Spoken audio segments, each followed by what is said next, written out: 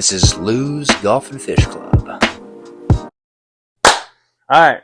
Welcome back to another episode of the LGFC show with your hosts, Justin and Aaron. We're back with some more updates. We were, what's today's date? It's 27th? 27th. Today is September 27th. So we're getting into basically, fall. I mean, it's early fall.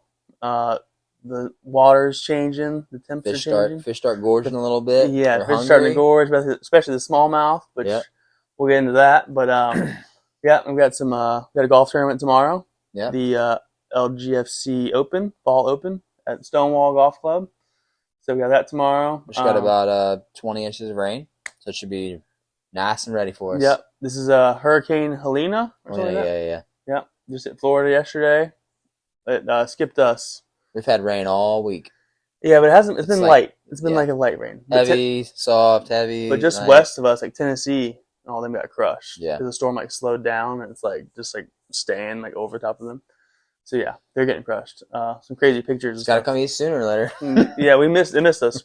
We're gonna be good for tomorrow. But anyway, so we got some tournament updates. I guess we'll start with the last podcast we're going into the Aquan Elite Series tournament, which was that Sunday, and we had a new record set. New bag and new biggest fish. No, not in biggest fish. New bag. Yeah, new bag record, which is Thomas Alderman, who also has the Fountainhead record. Yeah, Fountainhead record's 36 pounds, 6 fish. Ours was 12 pounds, 1 ounce. It's a new Lou's Golf and Fish Club fishing club. If you need any instructions on how to fish the res, it's the guy to talk to. He's got it down pat. Yeah, so Alderman crushed us again, showed us how it's done, and then I think it was Sean and Jimbo got second, and Sean had biggest fish, called a 5-pounder, 5.5, nice fish, and then third place was yours truly, you and Wink. With 6 pounds, something like that, I think it was. And you missed some good ones, right? You want to talk about that a little bit? Because we didn't do very good. I think me and Brandon, we had a good area, we thought, but we didn't do too great. But. So Wink and I went to our stomping ground, which is up past the splits, way up there by I guess it's Davis Ford Bridge, way up there. Yeah. And I was like, I don't know, man. I kind of wanted to stop and just fish these islands right here and just see if we can get on some fish, because I'd rather put numbers on the board first, put 3 fish on the board, catch our limit, and then focus on numbers. Yeah. And I don't know. We started at 7? We started early because it's so hot. It was so hot, which I like. I think we're it was either 6 or definitely 7. Keep doing that. But it's 6. I think it was 6. Yeah. 6 a.m. start. 6 to 2. 6 to 2 or 6 to 1. I think might 6 to 1. And so I'd say we probably got there at probably about 7 o'clock. Well, I mean, we might have made 1 or 2 casts at the splits, but that place is hit or miss anyways. Yeah. Didn't really get any bites, and I was like, I don't want to spend a bunch of time here. Let's just go. So we kept going, got all the way up to the islands, and hooked. I think we hooked in a 2.5, first or second cast. I want to say I caught it on a chatterbait. Mm-hmm. My favorite go-to. If you don't have a jackhammer chatterbait, make sure you get one, because they're fire. I don't know what it is, but they're fire. I'm about to get some too. For sure. So I caught the first fish there, trolled up a little bit all the way up to the point, and then came back, and then I think Wink caught a 2-2 or 2-3, something like that. Mm-hmm. I was like, all right, so they're here right now, and this was right before it got really, really hot, and then I don't know, man. I was I threw the chatterbait out, and I was getting bites, but they were kind of hesitant. Are you keeping it high or low or? So ideally, you want to try to keep it high, where it's kind of some of the surface, kind of foot or something. But when I got the big hit, I would cast it out and let it hit, and I'd kind of let it fall a little bit, and I'm kind of jigging it a little bit. Yeah. While I'm reeling it, and just jigging it, and it's just I don't know what it looks like in the water, but for some reason this bass wanted it. And I felt the hardest hit I've felt all year. And I was like, here we go. And I set the hook, had him on for probably, 30 seconds, jumped up out of the water. And I mean, like that. Mouth is probably about like that. I mean, I've got a 7 or 8 pounder on the wall right here, and I mean, I don't know if he was that big, but he was close, and just spit the hook like nothing. And I like pretty much after the tournament, I'm like feeling the hook, and I'm like, dude, it's sharp. So I don't know where he had it. So then after that, it was like third or fourth cast after that, I hooked into like a 4 pounder and spit it again. And I'm like, what is going on right now, dude? Like, I'm getting the fish. They like the bait. They like the presentation. I'm getting the hook sets, but they're just spitting it. Yeah. And so Wink looks at me and he was like, you're going to be throwing that all day. Don't put on like a 10-inch worm. Just, you're going to be throwing that all day. I'm like, I mean, I guess, dude. I mean, it's just like frustrating. Yeah. You miss like a 6 or 7 and then you miss a 4. Yeah. If they're hitting like that. So we stayed on that. I feel like we kind of wasted our time a little bit on that spot because we kind of stayed on that spot for, I'd say 2 hours, hour and a half, 2 hours. Because we're like, well, if they're here, they're here. Yeah. But there's like that. There's that morning bite where you just gotta kind of just. So they're transitioning. It's so hot. It was like what, 100 degrees? Like they're moving. We were probably fishing like 4 to 9 feet of water right there in that stretch. Yeah, they're probably going down to. So we tried to like go out a little bit further and like kind of use like side scan to see if like there's anything on the bank there. And I mean, we saw like the structure and the wood and all that stuff. And I was just like, I don't know, man. I don't know where they went. Yeah. So we kind of abandoned ship and went to our initial spot. And I mean, that's pretty much the only fish we caught right there. It got super hot. I mean, it was like, I don't know, 100 degrees out, something like that. No, yeah, it was really hot. It was like one of that and a quiet. I don't know which was hotter, but yeah, I definitely got like woozy at this tournament. The res, out like trying to fish like deeper water and not being protected by the trees, and the water was so far down that the trees weren't really shading very much water. You know, unless you were like way back in one of those arms or something. But we were trying to fish deep, and like to fish deep, you have to sit there and roast in the sun. Like you have to be a fucking man about that shit. I think that's how Alderman said that they were catching. Yeah, that's what I'm saying. Like Alderman they were just roasting in the fishes sun 300 and something days a year, and like that's when Nick was like, "Yeah, that's what you gotta do. Summertime, you gotta tough it out there." I'm like, dude, we did it for like maybe an hour, and I'm like, dude, we need to find some shade. I don't care if we catch another fish or not. Like, let's go back as far as we can find. Just find like this was probably like 11, 12 o'clock, which is pretty close to the hottest part of the day.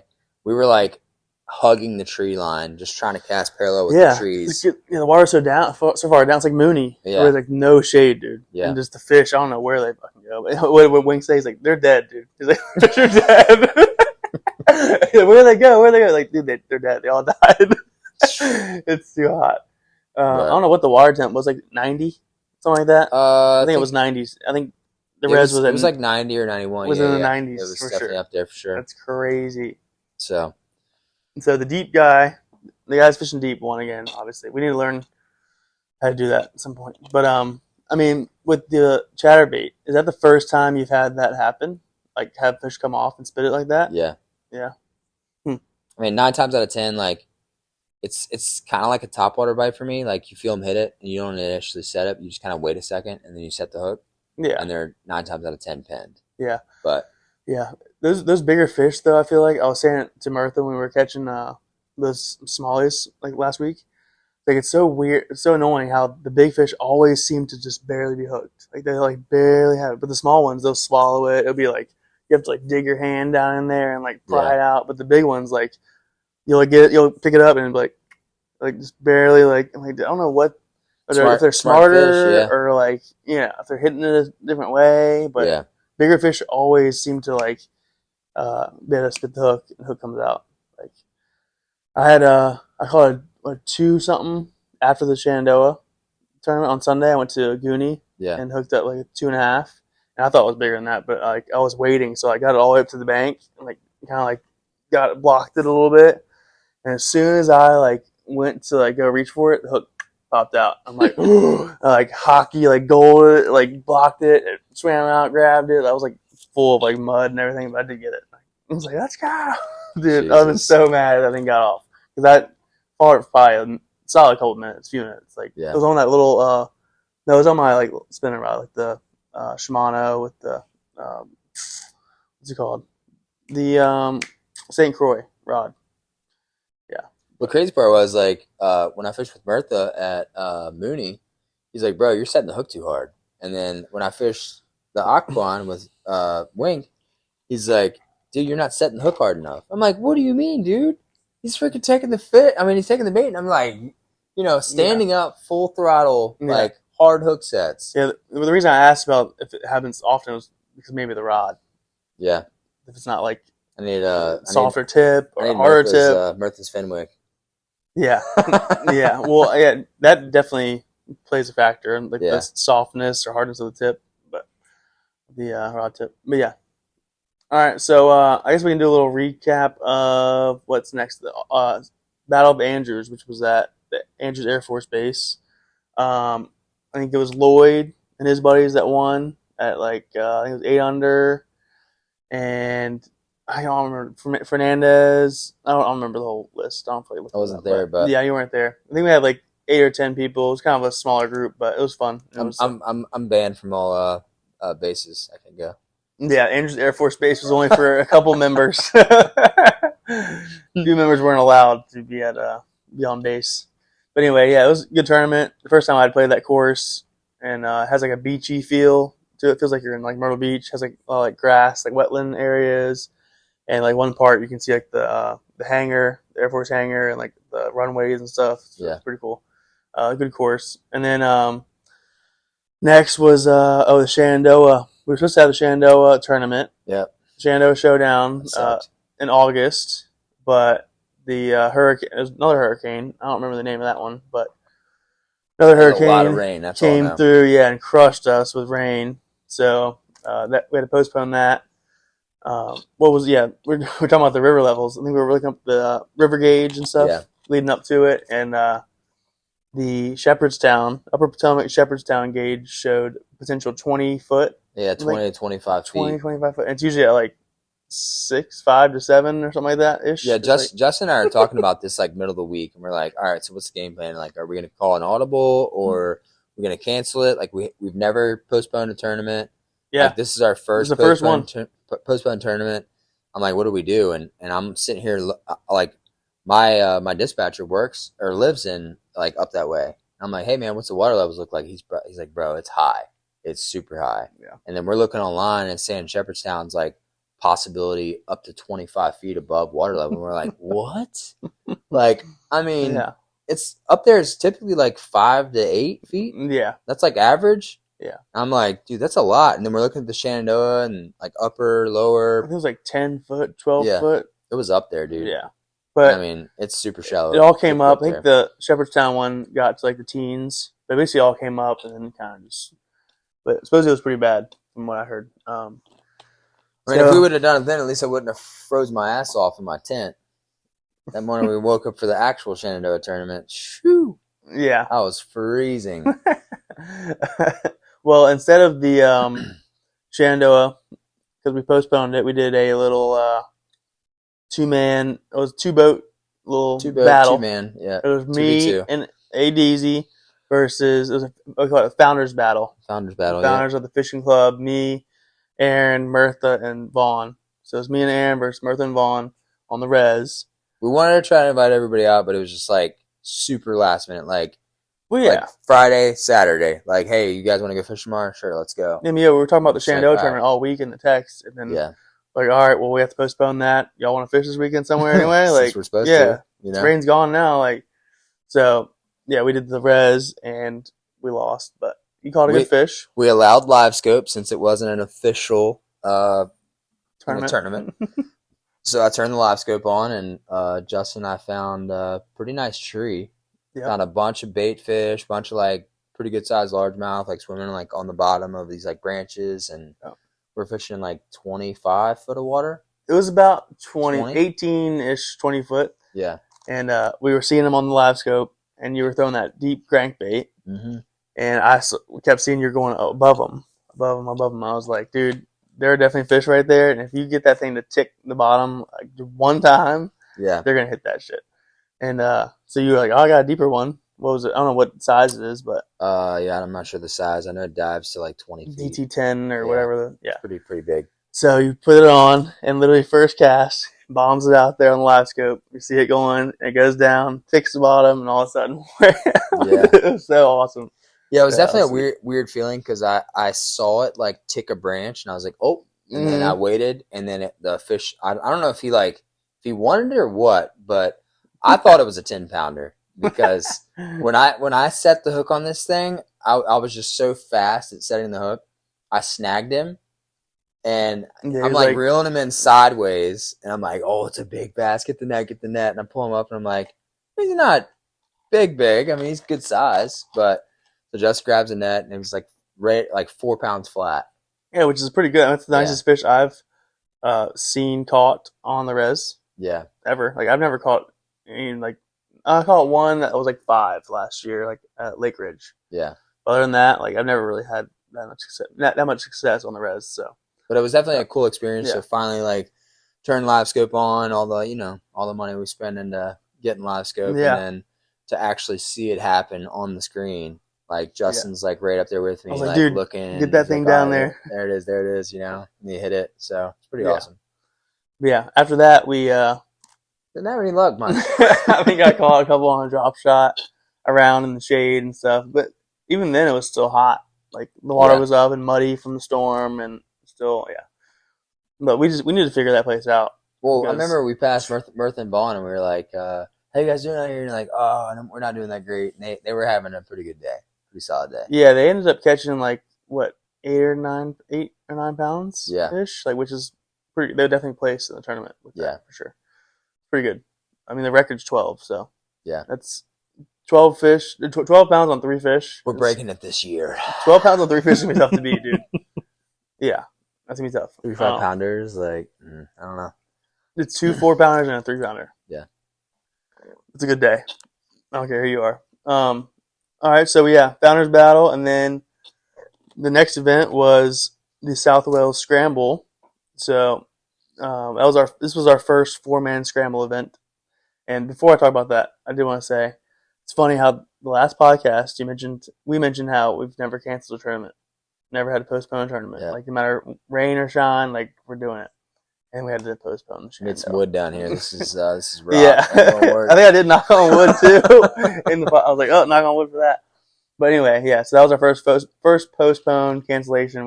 But anyway, so we had the first 4-man scramble, Southwest Scramble, which was fun. What'd you think of South Wales? Did you like it?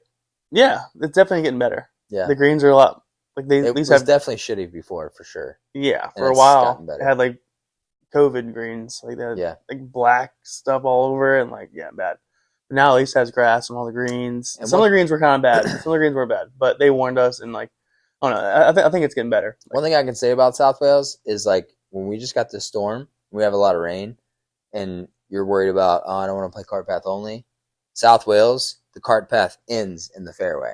Yeah, there's no cart path. Right. So you're driving in the fairway regardless. Yeah, Unless they shut the course down, which I don't think they would. it's such a good layout though. I love that course. Yeah, It's it's a fun actually course. a really fun course. If they get that thing like to Prince William level, which Prince William's pretty nice for a public course, but that would be an awesome course. I give them like maybe like if they get another, those greens fast like that, dude. Whew, that'd be a fun course. give them like another year. I think they should be solid. Yeah, the layout's awesome. It's like a open, like more like Linksy style. Feels like you're in like Ireland or something. Yeah. On the back nine. But yeah, so the winners for that were Lloyd and his buddies, and then I think Trey and PJ Yeah. got third, and then another group got second. He was actually Trey was actually surprised about. He's like, really? I got my money. I think it was like 8 under, 8 under, 7 under, and like 5 or something under. Yeah. Something like that. So 8 under with the strokes, it was like 11 or something like that. But 8 under as a 4-man scramble, pretty good. Yeah. We were 5 at Blue Ridge, which we can talk about now. So after that, we did a little 4-man scramble event at your buddy Chris's work thing. 4-man scramble event at Blue Ridge Shadows, and we went 5 under as a 4-man. So my buddy, he has like a company tournament every year. I get invited every year, and he's like, I guess initially his one of his what's the word? Not coworkers, but whatever. Yeah. He was supposed to customers. He was supposed to invite him to come out, but his best friend passed away, and he was like, "Hey man, I can't come out and play golf. Like my best friend just passed away, Right. so I just wouldn't be in the right mindset. So, you can just fill in my spot." So then that's when he got Timmy, me, and you. I was like, I mean, yeah, should have a good day. So, I mean, my drives were on, and my putting was on, and Justin's approach shots were dialed. Yeah, irons and approach shots and some chips. I chipped in. Yeah, chipped in. That was sick. That was sick. To go to like 4 under or 4 or 5 under. Chris got us pretty hype in the first hole. Freaking smoked the drive right down the middle. We're like, let's go. Yeah, I'd never seen him play golf before, and the way he is, he's always like talking shit on like the range and stuff. Like, oh, like what are you doing? Like making fun of you and stuff. I'm like, all right, but yeah, the first tee, dude, he teed it up, started us off literally one of the straightest drives I've ever seen. Mm-hmm. Like, did not fade, did not draw, like bullet straight down the fairway. And there was a hole where you and Timmy had approach shots within a foot. Yeah, that was insane. Bam. Yeah, I was like, well, I don't know whose ball to take. Like, which one's uphill, which one's downhill. Like, I mean, you guys were dialed. Yeah, Timmy has some good irons and like wedges and stuff. Yeah, for sure. But we got 6 birdies. Yeah, 6 birdies, 1 bogey. We bogeyed 1 hole. But we missed a lot of like 4 to 5 footers. Yeah, which should have easily been birdies. Yeah. Yeah, I was saying we should have been like 7 under. Yeah, for sure. We were 5. 7 was definitely doable, which is pretty good. Like this is straight up 4-man scramble. Like at the charity events, usually they do mulligans. Yeah, we're not buying mulligans or anything. But it's straight up 4-man scramble, like for amateur like golfers. It's pretty good. 8 under won the tournament, the Southwest Scramble. So yeah. But that was fun. Chipped in. You made a bunch of putts, dude. Long putts. You were our putter. I think I made a couple at the end when we got the 4 under, 5 under, something like that. Yeah, I think that one putt I made for the birdie was like 20 feet out, something like that. And so like the way they had their greens, I don't know what it was for, but they had like white spray paint all the way around the green. And I told Chris and Timmy, I said, aim for that line right there and just hit it with pace. Mm-hmm. And so Timmy goes first, doesn't trust my line, hits it like too far left and like past the hole. And then I think Chris hit, and then I guess he trusted the line, hit it too short, and then you hit it, and then you hit it like, you're like, all right, pace, I got it. Mm-hmm. And you hit it on the line and just kind of blew past it just a little bit, and then I drained it. Mm-hmm. And everybody's like, let's go. Yeah, we had some very cool moments like during that, like our birdies and stuff. It was fun, dude. Definitely. We were definitely good at making long putts, not short putts. Yeah. Yeah. We definitely have to do that again, though. 10 feet and out, we're good. 10 feet and in, I don't know. We'll see. I mean, you played that in tournament before, right? Mm-hmm. You guys have never done that good. Like they were saying, like maybe a couple under or something. Yeah, maybe like 3 under. Yeah, something like that. Typically, like on the back nine is when we're like, all right, let's get some beers and shotgun some beers. Yeah. Like, I mean, I guess. Yeah, that was fun. Which I haven't played 4-man scrambles in a while. And I got to play the South Wales one with me, Alan, my buddy Derek, who never plays golf, and then Keith, who's usually Chad's partner. Yeah. And then play with you guys. Definitely, it definitely matters, like which the orders and stuff like that. Like at one point, I was like not hitting the ball that great, and I was like, dude, let me go first. Let me just hop up, get out of this, hit this iron shot, and boom, I hit a good shot, and then next hole, boom, hit another good shot. I think we like birdied, par. Like it was like, yeah. And then like you were saying, like sometimes Timmy is like, oh, I want to go first. I'm like, dude, I'm rolling right now, going first, but okay, like you go first, and it's like, yeah, scrambles. It's like you kind of want to have like your ideal, like you go first, I go second, Timmy goes third, Chris goes fourth, whatever. But if you're feeling a shot, just be like, all right, guys, I'm going first. Yeah, or if you're just call it out. Don't be afraid. Yeah. Like it's the best way to do it. Or if you're in a slump, and like, let me just hop up and hit real quick. Yeah, well, I see it, like I'm rolling. That's what I had to do. I was like, let me just hit my shot instead of going off you guys and like trying to like do a miracle shot at the end, like hitting last. Yeah. Yeah, it's a different headspace. But yeah, definitely something to that whole chemistry and stuff. All right, well, we are out of time for our little 30-minute episode. So we will be back with part 2 right in about a couple minutes. Yep. Peace.